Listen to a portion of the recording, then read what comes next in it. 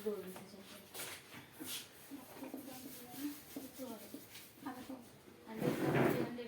Approach का मतलब होता है कि कोई भी पेशेंट आपके पास आ रहा है तो उसको कैसे हैंडल कर रहे हो, कैसे उसको एवेल्यूट कर रहे हो, मतलब कुल मिला के आगे उसको हिस्ट्री से लेके, एग्जामिनेशन से लेके, इन्वेस्टिगेशन से लेके इनिशियल ट्रीटमेंट तक कैसे उसको हैंडल करते हैं उसको बोलते हैं अप्रोच। तो आज अपन को दो चीजों की अप्रोच पढ़नी है। पहली ही पढ़नी है चेस्ट पेन की, दूसरी एब्डोमेन पेन की। पहले चेस्ट पेन से चालू होते हैं। चेस्ट पेन जो है, जब अप्रोच के लिए सबसे पहला काम है तो आपको पता होना चाहिए कि उसके लिए कॉजेस क्या क्या है, कॉज क्या होते हैं। उसके बाद आपको पता होती है नॉर्मल एनाटॉमी, क्या क्या चीजें कहाँ कहाँ चेस्ट वॉल में होती है, ठीक है। उसके बाद आपको जो उसको इवैल्यूएशन के लिए क्या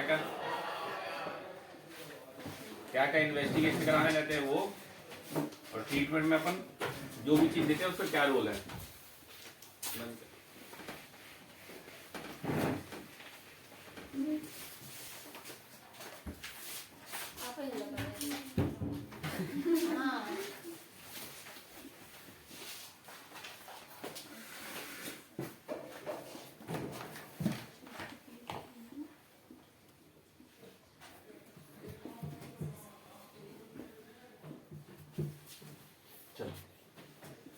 चेस्ट पेन हो रहा है, चेस्ट पेन हो सकता है राइट साइड का भी, लेफ्ट साइड का भी, ठीक है। राइट साइड के चेस्ट पेन में इससे कोई बहुत ज्यादा लेना देना नहीं होता है कि चेस्ट पेन हार्ट का लेफ्ट साइड में होगा, बाकी का राइट साइड में होगा। 80% जो राइट साइड के चेस्ट पेन होते हैं वो भी हार्ट से रिलेटेड हो सकते हैं, ठीक है। नॉर्मल एनाटॉमी सबको पता है। अब चेस्ट पेन के जो कॉजेज हैं, चेस्ट पेन के जो कॉजेज हैं 100% माना जाए, 100% चेस्ट पेन के पेशेंट आपके पास आते हैं। 40% जो हैं उसमें से होते हैं गैस्ट्रोइंटेस्टाइनल। गैस्ट्रोइंटेस्टाइनल मतलब एसिडिटी, डिस्पेप्सिया, और पेट के अंदर और क्या क्या चीजें हो सकती हैं, इंटेस्टाइनल इन्फेक्शन।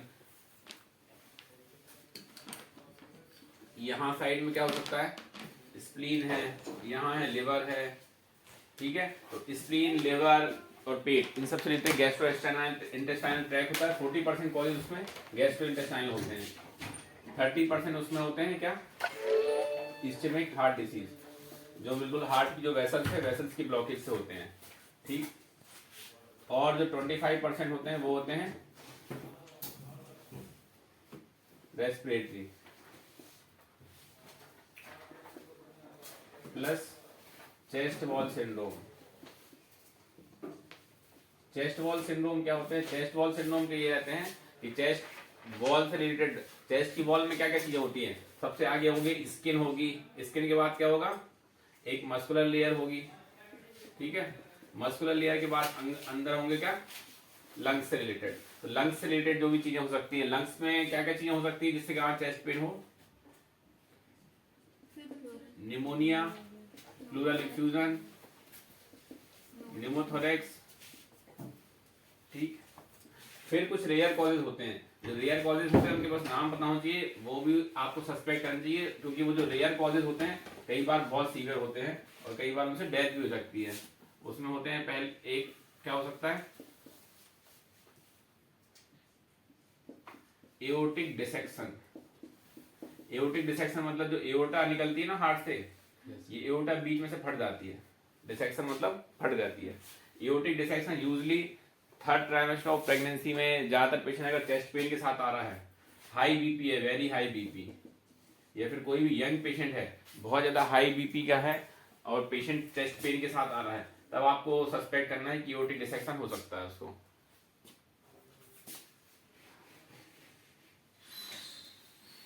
इसी में एओर्टिक एम्बोलिज्म भी होता है। एओर्टिक में कहीं पे भी क्लॉट जम गया तो भी चेस्ट पेन के साथ प्रेजेंट करेगा।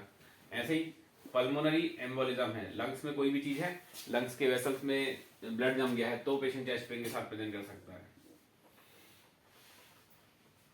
स्किन में है, स्किन में कोई भी इन्फेक्शन होगा, स्किन में मोस्ट कॉमन इन्फेक्शन जो होता है पेन के साथ प्रेजेंट करता है वो क्या होता है, हर्पीज जोस्टर। हर्पीज जोस्टर वाले पेशेंट इनिशियली चेस्ट पेन के साथ ही प्रेजेंट करते हैं, चेस्ट पेन के क्योंकि इनिशियली क्या है, वेसाइकल बनते नहीं है, शुरुआत के 2 दिन तक पेशेंट को सिर्फ चेस्ट पेन होता है, थर्ड डे से वेसिकुलर जो रैशेज आने लगते हैं ना वो प्रेजेंट होते हैं। कई बार हर्पीज जोस्टर वाले पेशेंट हैं उनकी एंजियोग्राफी भी हो जाती है ना, चेस्ट पेन करते रहते हैं वो। फिर मस्कुलर लेयर है, मस्कुलर लेयर में है मसल में कोई भी इन्फ्लामेशन हो, डैमेज हो, कोस्टोकॉन्ड्राइटिस हो, रिब्स हैं, रिब्स इसके अंदर रिब्स हैं, रिब्स में कोई भी इन्फेक्शन हो, फ्रैक्चर हो, उससे पेशेंट प्रेजेंट कर सकता है चेस्ट पेन के साथ। तो ये कॉमन कॉजेज हैं। कॉमन कॉजेज आपको पता होना चाहिए, आगे आप इवेल्यूट करोगे तो आपको यही इवेल्यूट करना है कि सबसे पहले चेस्ट पेन का पेशेंट आया वो कार्डियक है या नहीं है, ये कैसे रूल आउट करेंगे।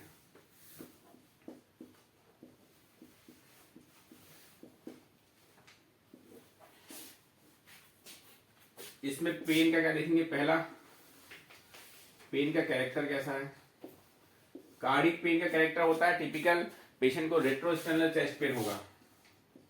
रेट्रोस्टर्नल मतलब जस्ट स्टर्नम है उसके पीछे होगा, पहला। दूसरा नॉन लोकलाइजिंग होगा, कभी भी लोकलाइज नहीं होगा। कार्डियक पेन का पेशेंट है कभी भी ये नहीं बोल सकता कि मेरे को एक उंगली से दबा के किस जगह पे पेन हो रहा है, वो बोलेगा पूरे छाती में दर्द हो रहा है, एग्जैक्टली लोकलाइज नहीं कर पाएगा।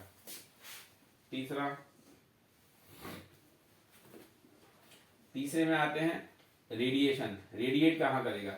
अब जो रेडिएशन है ये रेडिएशन इसको, जो टिपिकल कार्डियक पेन है वो हार्ट से लेफ्ट हैंड में भी लोकलाइज कर सकता है, राइट हैंड में भी कर सकता है।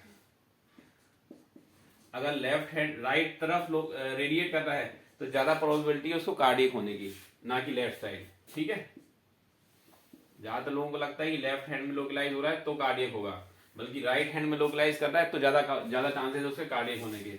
इसके अलावा लोकलाइज कहाँ कर सकता है, ऊपर साइड गले में, नेक में लोकलाइज कर सकता है, टीथ में रेडिएट कर सकता है, गला, टीथ, जॉ, ये तीनों जगह रेडिएट कर सकता है। ठीक है, कई बार पेशेंट सिर्फ नेक पेन या टीथ पेन के साथ ही प्रेजेंट करते हैं।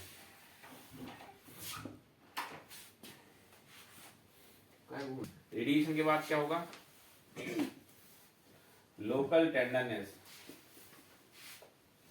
लोकल टेंडरनेस इसमें कार्डियक पेन होगा तो नहीं मिलेगी। ठीक है, कहीं पे दबा के आप देखो, टेंडरनेस का मतलब दबा के देखोगे, दबाने से उसको पेन नहीं होगा।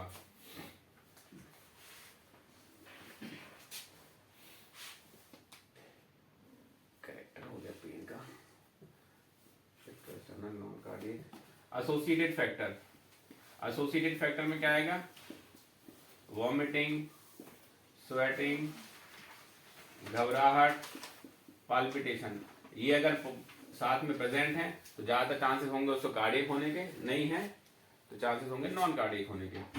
ठीक, एसोसिएटेड फैक्टर के बाद क्या आएंगे,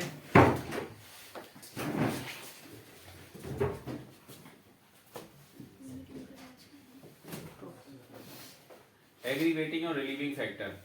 एग्रीवेटिंग फैक्टर है कार्डियक पेशेंट का एग्रीवेशन होता है पहला आफ्टर मील, आफ्टर एक्सर्शन।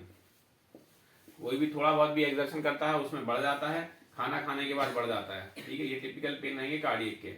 ठीक है, रिलीविंग फैक्टर है, रिलीविंग बाय रेस्ट और सॉर्बिट्रेट देने के बाद रिलीफ हो गया, ये रिलीविंग फैक्टर है। अगर ये प्रेजेंट है तो पेशेंट कार्डियक के चांसेस ज्यादा हैं, नहीं है तो नॉन कार्डियक के चांसेस ज्यादा हैं। तो टिपिकल पेन यही हो सकता है। टिपिकल जो एंजाइना पेन है, एंजाइना पेन यही है, पेशेंट को retrosternal chest pain, retrosternal severe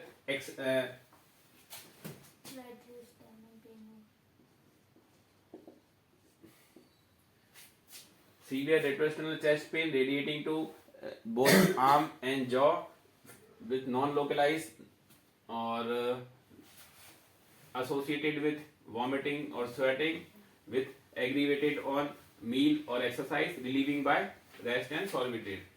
ये एक टिपिकल एंजाइना पेन के कैरेक्टर हो गए। तो ये अगर आपको मिल रहे हैं तो पेशेंट आएगा काय में, हाई चांसेस है उसको कि पेशेंट को कार्डियक हो सकता है। अब होते हैं एक रिस्क फैक्टर। रिस्क फैक्टर जो भी पेशेंट कोई चेस्ट पेन का आता है उससे आपको ये रिस्क फैक्टर पूछने हैं। पहला एज मोर देन 60, दूसरा मेल जेंडर। तीसरा family history of heart disease. अब फैमिली हिस्ट्री आप पूछते हो, फैमिली हिस्ट्री में ये देखना हार्ट अटैक आया है कि नहीं। फैमिली हिस्ट्री में और कुछ नहीं पूछना कि जैसे शुगर बीपी ये सब की हिस्ट्री नहीं। फैमिली हिस्ट्री में आपके मदर फादर भाई या बहन इनमें से किसी को हार्ट अटैक आया है या नहीं आया है। चौथा स्मोकिंग एल्कोहल की हिस्ट्री। स्मोकिंग एल्कोहल की भी हिस्ट्री में स्मोकिंग की हिस्ट्री ज्यादा इंपॉर्टेंट है एल्कोहल की हिस्ट्री से। ज्यादातर स्मोकर को हार्ट अटैक आने के चांसेस ज्यादा होते हैं ना कि एल्कोहलिक के। पांचवा डिसलिपिडीमिया की कोलेस्ट्रॉल की कोलेस्ट्रॉल उसका पहले से बड़ा है होता है कि नहीं, पहले से उसकी कोलेस्ट्रॉल बढ़ने की हिस्ट्री है या नहीं है। छठवा हाइपरटेंशन डायबिटीज इनकी हिस्ट्री है या नहीं है। तो ये 6 मेन रिस्क फैक्टर हैं, इसके साथ डिसलिपिडीमिया के साथ एक ओबेसिटी भी हो जाएगा। ठीक है, ये रिस्क फैक्टर है, ये आपको सबसे पूछने ही पूछने हैं। ठीक है, जब भी आप पेशेंट का चेस्ट पेन का पेशेंट आता है सबसे पहले तो उसका कैरेक्टर पूछोगे, कैरेक्टर के बाद ये हिस्ट्री लोगे, इसमें से कौन सा उसकी गुड मॉर्निंग इसमें से कौन सी इसकी रिस्क फैक्टर प्रेजेंट है कि नहीं।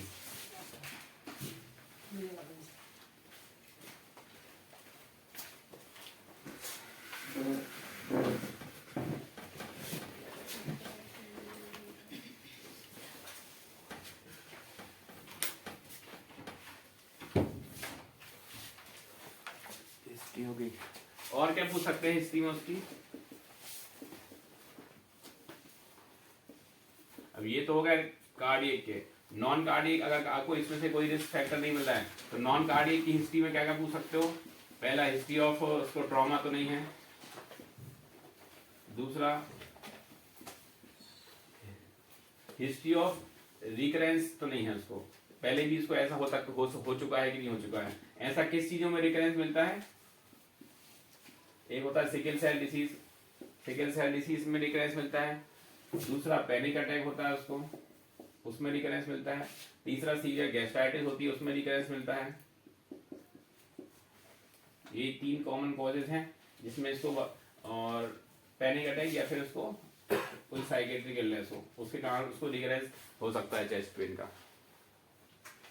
तो रिकरेंस की हिस्ट्री पूछनी है कि नहीं, पहले भी सेम टाइप की चेस्ट पेन हुआ है या नहीं हुआ है उसको।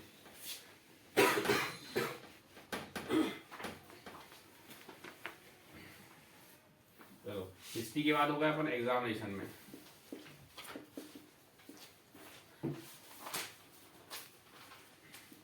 एग्जामिनेशन में जो है चेस्ट पेन में बहुत ज्यादा फाइंडिंग्स नहीं मिलती हैं। एग्जामिनेशन में अगर कोई कार्डियक पेन होगा, कार्डियक पेन या फिर नॉन कार्डियक पेन,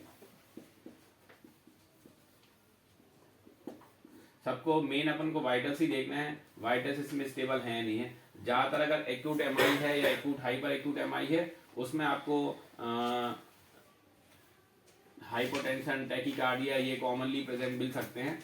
लेकिन कई नॉन कार्डियक कंडीशन है उसमें भी आपको हाइपरटेंशन टैकीकार्डिया मिल जाते हैं। इसलिए अपन को एग्जामिनेशन में रूटीन जो जनरल एग्जामिनेशन है, जनरल एग्जामिनेशन से बहुत ज्यादा क्लू नहीं मिलता है। मेन अपन को सिस्टेमिक एग्जामिनेशन में आते हैं। सिस्टेमिक में आपको रेस्पिरेटरी कार्डियक और एब्डोमेन तीनों का एग्जामिनेशन करना रहेगा। तीनों का एग्जामिनेशन करने के बाद ही अपन कंक्लूजन निकाल सकते हैं कि उसको पेशेंट की कैरेक्टर क्या है, कार्डियक है कि नॉन कार्डियक है। नॉन कार्डियक में या तो रेस्पिरेटरी है या फिर एब्डोमेन का है। इसमें एग्जामिनेशन में क्या क्या चीजें देखने वाली हैं। पहला हार्ट साउंड देखने हैं, हार्ट साउंड देखने हैं। हार्ट साउंड में कहीं से कोई आपको मरमर तो नहीं मिल रही है।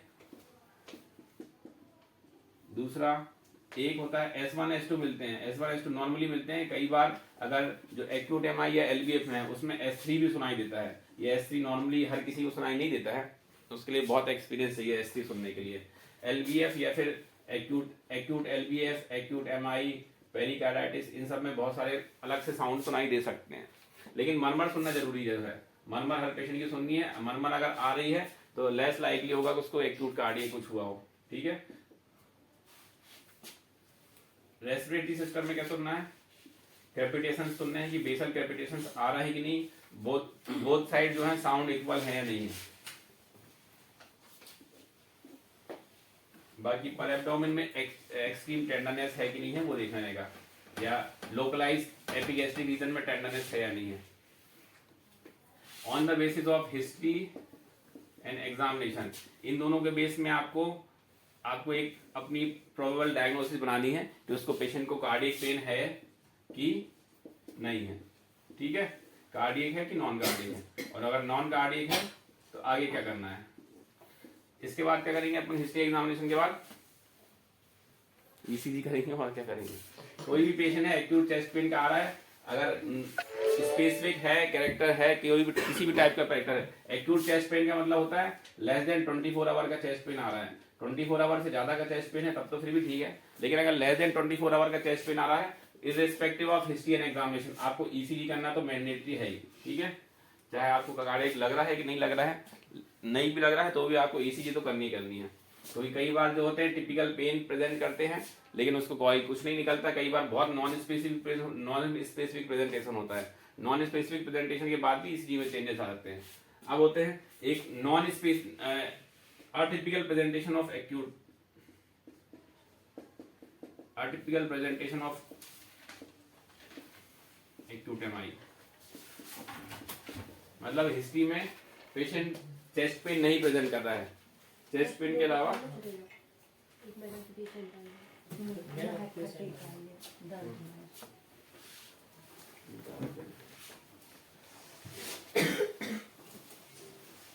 आर्टिफिशियल प्रेजेंटेशन मतलब पेशेंट को चेस्ट पेन नहीं हो रहा है लेकिन पेशेंट को एक्यूट एमआई हुआ है। तो क्या क्या हो सकता है आर्टिफिशियल प्रेजेंटेशन, बताओ। पहला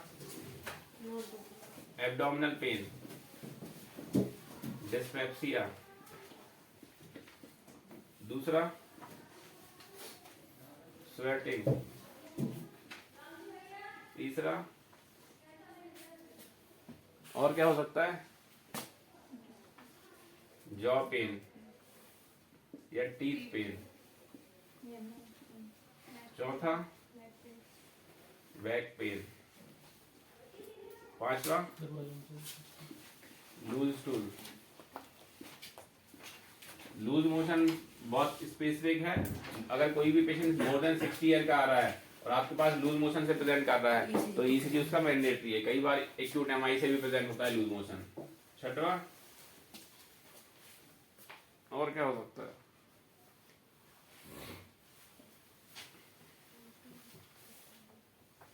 एब्डोमिनल पेन, वॉमिटिंग। एक बहुत रेयरेस्ट प्रेजेंटेशन होता है एक्सट्रीम वीकनेस। एक्सट्रीम वीकनेस मतलब पेशेंट सिर्फ सुबह से हमें उस कमजोरी बस आ रही है, बस यही प्रेजेंट करता है एक्सट्रीम वीकनेस। ये बहुत रेयरेस्ट प्रेजेंटेशन है लेकिन ये भी एक एक्यूट एमआई का कॉज होता है, ये अपने ध्यान में होना चाहिए। तो रेयरेस्ट प्रेजेंटेशन है, पेशेंट चेस्ट पेन के अलावा दूसरे प्रेजेंटेशन के साथ भी आ सकता है, लेकिन सब में इनमें आपको ध्यान में रखना है कि पेशेंट को एक्यूट एमआई हो सकता है। ईसीजी की क्लास तो हो ही चुकी है। अब इवैल्यूएशन जो कार्डियक है, कार्डियक में आगे इवैल्यूएशन करना हमेशा डिपेंड करता है ईसीजी पे। पेशेंट को क्लियर चिट मतलब पेशेंट को हार्ट एक्यूट एमआई नहीं हुआ है, ये क्लियरेंस अपन कभी नहीं देते हैं जब तक कि अपन 100% क्लियर ना हो जाए कि उसको एक्यूट कार्डियक है कि नहीं। ये कैसे क्लियर होगा 100%? 100% कार्डियक मार्कर 6 घंटे के बाद मिलेंगे। इको भी स्पेसिफिक नहीं होगा, इको भी एक्यूट एमआई में ही आएगा। एक्यूट एमआई अगर नहीं हुआ है, अगर नॉन एसटी एलिवेटेड एमआई है, अनस्टेबल एंजाइना है, रिपीट ईसीजी एक ही है, रिपीट ईसीजी। अगर पेशेंट को टिपिकल चेस्ट पेन हो रहा है, पहला काम टिपिकल चेस्ट पेन है, रिस्क फैक्टर है और इनिशियल आपका ईसीजी नॉर्मल आ रहा है, आधे घंटे का उसको आप रूटीन आपको वो पेन किलर देना है, ट्रेमाडोल पेंटॉप दो। उसके बाद क्या करो, आधे घंटे में फिर से इवैल्यूएट करो। इवैल्यूएट करना है पेशेंट का चेस्ट पेन ठीक हुआ है या नहीं हुआ है। चेस्ट पेन अगर ठीक हो गया है तो फिर अपन को आगे ऑब्जर्वेशन करो, एक आध घंटा उसको बैठा के रखो। सब कुछ ठीक लग रहा है, 1 घंटे बाद भी उसको चेस्ट पेन नहीं है, अब बिल्कुल ठीक लग रहा है तो उसको भेज दो, एक बार ईसीजी करा सकते हो रिपीट, अगर उसको टिपिकल चेस्ट पेन और रिस्क फैक्टर थे तो। ठीक है, अगर परसिस्टेंट उसको चेस्ट पेन हो रहा है तो आप रिपीट ईसीजी कराओगे। और अगर परसिस्टेंट चेस्ट पेन हो उसके साथ साथ टिपिकल रिस्क फैक्टर है तो आप उसको आगे हेपेरिन भी दे दो, हेपेरिन प्लस लोडिंग डोज दे दोगे। ठीक है, उसके बाद फिर से अपन आधे घंटे बाद ईसीजी कराएंगे। आधे घंटे बाद जब तक ईसीजी कराते रहेंगे जब तक कि उसको पेन अगर हो रहा है, ठीक है, पेन अगर नहीं हो रहा जब तक अपन को उसका कॉज नहीं मिले। अगर उसके बाद भी उसको आधे घंटे के बाद 1 घंटा हो गया, ईसीजी बिल्कुल नॉर्मल आ रहा है, तो पर दूसरे कॉज जो हो सकते हैं वो इवेल्यूट करते जाएंगे उसको, लेकिन क्लियर चिट नहीं देंगे कि उसको कार्डिक नहीं है। ये अदर कॉजेज क्या क्या करेंगे अपन, आगे उसको एक्सरे कराएंगे, यूएसजी एब्डोमेन कराएंगे, उसको कोई गैस्ट्रोइंटेस्टाइनल तो नहीं है, कोई रेस्पिरेटरी कॉज तो नहीं है, वो इवेल्यूट कराएंगे। और फिर आगे ब्लड टेस्ट कराएंगे, आगे अगर 6 घंटे से ज्यादा हो गए तो कार्डियक मार्कर कराएंगे। उसको क्लियर चिट तभी देना है जब आप 100% क्लियर हो जाओ, क्योंकि ज्यादातर पेशेंट क्या है, कई बार unstable angina, non ST elevated MI के आपके पास आते हैं, इनिशियली उनको कुछ नहीं आता है, ईसीजी भी नॉर्मल आता है, पेशेंट का चेस्ट पेन अगर रिलीव नहीं हो रहा है, तो अगर रिलीव हो गया है तब आप उसको बोल सकते हो कि आप आगे इवेल्यूट कराओ या दिखाते रहना। अगर चेस्ट पेन नहीं रिलीव हुआ तब तो उसको लगातार इवेल्यूट करते रहना जब तक कि उसका कॉज ना मिले। आपको कई बार कार्डियक मार्कर भी नॉर्मल आता है, सब कुछ नॉर्मल आता है, पेशेंट अनस्टेबल एंजाइना का होता है, वो कभी भी एक्यूट एमआई में कन्वर्ट हो सकता है, तो आगे उसको ये बोल देना, आगे या तो उसको टीएमटी करा लो या फिर आगे एंजियोग्राफी की लो। ये सिर्फ डिपेंड करेगा प्री टेस्ट प्रोबेबिलिटी से, मतलब उसको रिस्क फैक्टर कितने हैं और साथ में पेन का कैरेक्टर कैसा है, ठीक है। अगर कैरेक्टर है ठीक और पेन रिस्क फैक्टर भी प्रेजेंट है, उसको कम से कम 2 या 2 से ज्यादा रिस्क फैक्टर है। अभी जो 6 रिस्क फैक्टर बताए थे ना, उसमें से 2 या 2 से ज्यादा रिस्क फैक्टर के साथ अगर टिपिकल चेस्ट पेन आ रहा है तो उसको कभी भी अपन को क्लियर चिट नहीं देनी है कि उसको आप कार्डियक हो नहीं सकता है, ठीक। आगे ब्लड डोज ये इनिशियल ट्रीटमेंट सबको पता है क्या देते हैं। अगर पेशेंट कार्डियक है तो इनिशियल ट्रीटमेंट क्या देंगे, loading dose tablet. Loading dose कितना होता है, इकोस्प्रिन, क्लोप्रिडोग्रिल, एटोरवास्टैटिन, कितना कितना 300 380, 300 380 अच्छे से याद कर लेना, लोडिंग डोज है ये। अगर कोई पेशेंट एंजियोग्राफी के लिए जा रहा है, पता है कि एंजियोग्राफी के लिए जाना ही है, तो उसमें क्लोप्रिडोग्रिल का लोडिंग डोज 600 हो जाता है, ठीक है, ये याद रखना। अगर पेशेंट है एक्यूट एमआई का है, अपन को पता है कि थ्रोम्बोलाइज करने के बाद अपन को भेजनी है एंजियोग्राफी के लिए, तो उसमें लोडिंग डोज 600 होता है क्लोप्रिडोग्रिल का। लोडिंग डोज के अलावा पेंटॉप है, पेन रिलीविंग के लिए क्या दोगे, पेन रिलीविंग के टिपिकल अच्छा होता है मेडिसिन मॉर्फिन, मॉर्फिन लेकिन अपने अवेलेबल नहीं होता है, मॉर्फिन अवेलेबिलिटी की बहुत इशू होता है, क्योंकि नार्कोटिक ड्रग्स में आता है और अवेलेबिलिटी की बहुत इशू होता है, कहीं पे भी अपन रख नहीं सकते हैं, इसलिए उसको अपन मॉर्फिन रखते ही नहीं है, लेकिन सबसे अच्छा मॉर्फिन ही होता है पेन रिलीफ के लिए। अगर पेन नहीं है मॉर्फिन, उसके अलावा फिर अपन दे सकते हैं ट्रेमाडोल, डायज़ेपाम, ठीक है। फिर क्या देंगे अपन, O2 देना है, और क्या करना है, डिफिब कनेक्ट करके रखना है। कैथेटराइजेशन का ध्यान रखना, पेशेंट को इमोबिलाइज करना है तो कैथेटराइज करना ही है। कैथेटराइजेशन थ्रोम्बोलाइज के या तो पहले करो या फिर बाद में करो, बीच में नहीं करना है, ठीक है।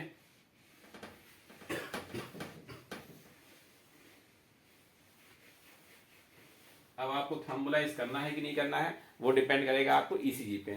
थ्रोम्बोलाइज कब करते हैं, एसटी एलिवेशन रहता है, एसटी एलिवेटेड एमआई हो less than 12 hour, less than 12 hour with ST elevation with no contraindication.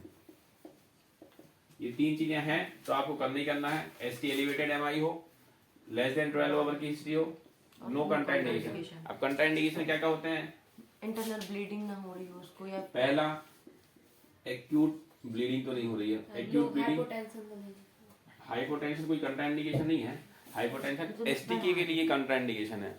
अगर एसटीके नहीं देना है, टेनेक्टाप्लेज या फिर रेटिप्लेज देना है तो उसके लिए कोई कंट्राइंडिकेशन नहीं है, ठीक। एक्टिव ब्लीडिंग हो रही हो तो नहीं देना है, या फिर वो 20 दिन के अंदर, मतलब एक बार वो तो नहीं हो गया है थ्रोम्बोलाइज हुआ था, उसका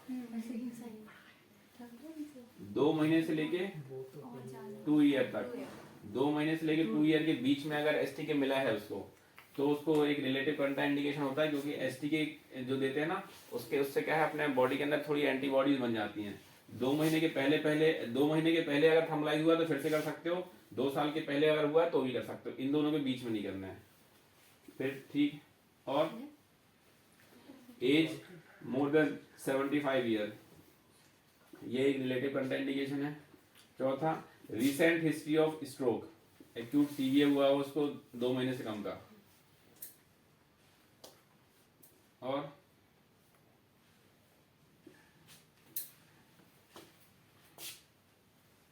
क्या कंट्राइंडिकेशन है? पांचवा हाइपोटेंशन रहेगा रिलेटिव कंट्राइंडिकेशन में, कि स्ट्रेप्टोकाइनेज नहीं देना हाइपोटेंशन में।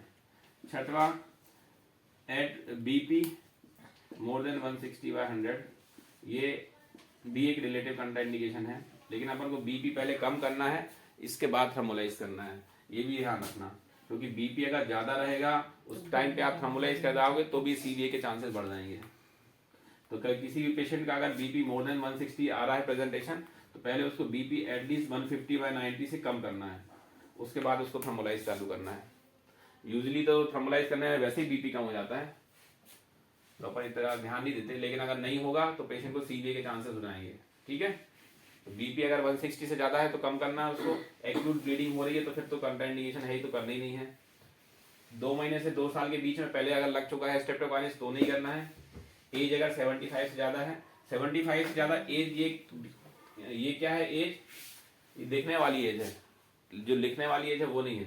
मतलब कई लोग 75 से ज्यादा के हो जाते हैं तो भी नहीं लगते, कई लोग 60 के हो जाते हैं तो भी 75 से ज्यादा के दिखते हैं। तो पेशेंट दिख कैसा रहा है वो देखना है। ठीक है, शकल से 75 से ऊपर लग रहा है कि नहीं लग रहा। ठीक है, देने का फायदा है कि नहीं?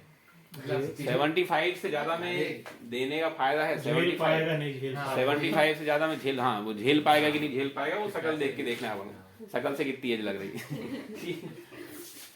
रिसेंट हिस्ट्री ऑफ स्ट्रोक है या फिर हाइपोटेंशन है। हाइपोटेंशन में स्ट्रेप्टोकाइनेज नहीं देना है, बाकी दूसरा दे सकते हैं। हाइपोटेंशन भी ये है कि अगर पेशेंट को इन्फीरियर वॉल्यूम आई के पेशेंट यूजुअली हाइपोटेंशन में ही आते हैं, एक आध फ्लोट दो तो फिर नॉर्मल हो जाता है, तो एक आध फ्लोट देने के बाद फिर कर सकते हो आप थर्मोलाइज उनको स्ट्रेप्टोकाइनेज की। ठीक, अगर 12 से लेके 24 घंटे हो गए उसको, लेकिन उसको पेशेंट को परसिस्टेंट चेस्ट पेन हो ही रहा है, तो ये आप पे अपन पे डिपेंड करता है कि पेशेंट को परसिस्टेंट चेस्ट पेन हो रहा है, ईसीजी में एसटी एलिवेशन अभी भी बढ़ा हुआ है। ठीक है, तो अपन मान सकते हैं कि पेशेंट को इनिशियल स्टेज में अनस्टेबल एंजाइना रहा होगा, उसको फिर बाद में कुछ टाइम के बाद उसको एमआई हुआ होगा। इसलिए क्योंकि यूजुअली क्या होता है, जो कार्डियक डेथ है, मतलब जो कार्डियक सेल की डेथ है, सेल की डेथ जब अगर उसकी ब्लड सप्लाई बिल्कुल जब बंद होती है, 3 घंटे के बाद चालू हो जाती है, 6 घंटे के बाद बहुत ज्यादा बढ़ जाती है, और 12 घंटे के अंदर अंदर सेल डेथ पूरी खत्म हो जाती है। तो 12 घंटे में सेल डेथ हो जाती है, 12 घंटे के बाद यूजुअली चेस्ट पेन नहीं होता है, जितनी भी डैमेज होना है डैमेज हो जाता है। तो अगर इसके बाद भी परसिस्टेंट चेस्ट पेन हो रहा है तो अपन ये मानते हैं कि या तो उसको कहीं ना कहीं से बिल्कुल 90% ब्लॉकेज हुआ हो, 99% ब्लॉकेज हो, बहुत कम ब्लड सप्लाई के कारण परसिस्टेंट चेस्ट पेन हो रहा है, या फिर अगर ईसीजी में एसटी एलिवेशन परसिस्ट कर रहा है मतलब कंप्लीट ही ब्लॉकेज है। इसलिए आपको फिर थर्मोलाइज करना ही करना, अपने अपने पे डिपेंड करता है कि आपको लग रहा है कि उससे फायदा होगा तो कर दो, नहीं लग रहा है कि नहीं होगा तो नहीं करो। तो थर्मोलाइज करने का डिसीजन हमेशा थ्योरेटिकल नहीं होता, अपन को इवैल्यूएट करके देखना होता है कि देना है, देने से फायदा होगा कि नहीं होगा। ठीक है, ठीक है। चेस्ट पेन के बारे में किसी को कोई क्वेश्चन पूछना हो तो पूछो भैया। हाँ सर, कार्डियक पेशेंट को तो अपन ट्रामाडोल नहीं देते, आपने अभी बताया था। हाँ, या फिर पेन अपन रिलीफ लोग के लिए को एंटी, हाँ नोरी दे देते हैं। ट्रेमाडोल दे सकते हैं, मनाही थोड़ी है। ट्रेमाडोल तो आप नॉन स्पेसिफिक किसी को भी दे सकते हो। एंटीजी तो एंटीजी आगे देते हैं उसके, एंटीजी सॉर्बिटेट ये सब देने का था। ठीक, और कुछ जल्दी पूछ लो, और कुछ पूछना है तो। सर विनीता को 2 मंथ्स और 20 हैं? वो एक बताया था ना आपने कॉन्ट्राइंडिकेशन, 2 मंथ्स और 2 ईयर वाला, वो समझ नहीं आया। स्ट्रेप्टोकाइनेस उसको पहले ना हमने बताया ना, स्ट्रेप्टोकाइनेस जब एक बार देते हो ना तो बॉडी के अंदर उसकी एंटीबॉडीज बन जाती हैं। ठीक है, एंटीबॉडीज ये हैं 2 मंथ में बनती हैं और 2 साल तक रहती हैं। इस बीच अगर आप फिर से आप दे दोगे ना स्ट्रेप्टोकाइनेस तो वो एंटीबॉडी उसको मारने लगेगी और कोई क्रॉस रिएक्टिविटी के कारण उसको एलर्जिक रिएक्शन के चांसेस बहुत ज्यादा होते हैं। देने में कोई एब्सोल्यूट कंट्राइंडिकेशन नहीं है, दे सकते हो, लेकिन कई बार पेशेंट को दिया है, देने के बाद सडन बीपी फॉल होता है, उनका सडन बीपी फॉल हो जाता है। ठीक है, 2 महीने के पहले कर दो और 2 साल के बाद कर दो।